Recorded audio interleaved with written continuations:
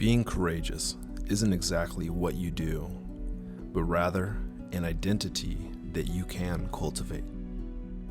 It is a way of perceiving the world about you in a unique manner, and often going against the status quo. You're free to disagree, but I believe that deep inside of you, there are ideals, ambitions, goals, and desires. These are often so great and grandiose that they might terrify you if you set your sights upon them for more than just a few seconds.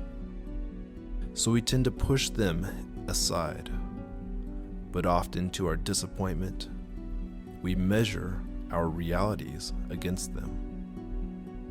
You can chase these all back to your childhood, following the years back, purer times, more innocence in many ways, before you quote-unquote understood how the world works. And now knowing that the way the world works is largely unknown, based primarily upon your perceived past experiences. You see, the way the world works is open to debate. History seems to show the greatest among us denying the perceived realities of their times. Martin Luther King Jr.,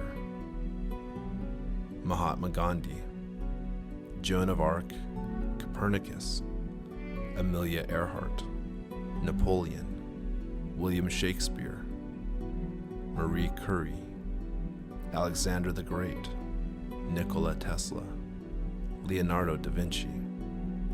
These are just a handful of names of historical individuals who have left their mark upon time.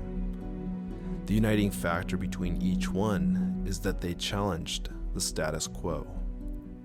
They ignored the mainstream thinking of their culture.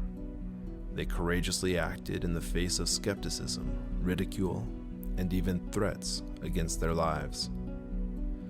The reason they did so is because they had a bigger vision of a different future. This future was so compelling that it literally changed their neurology.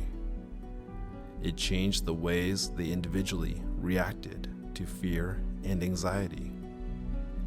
It was more painful to not take action than it was to endure rejection or even failure. Rejection. This is the primary concern. What you envision, that future you hold within your soul.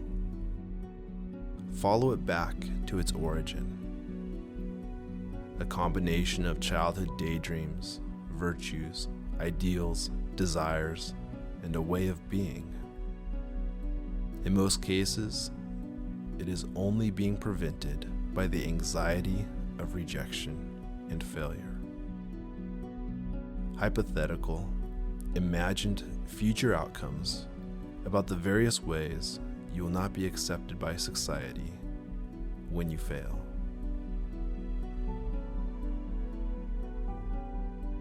When it comes to this future in mind, you're not ready, but you have to be right now.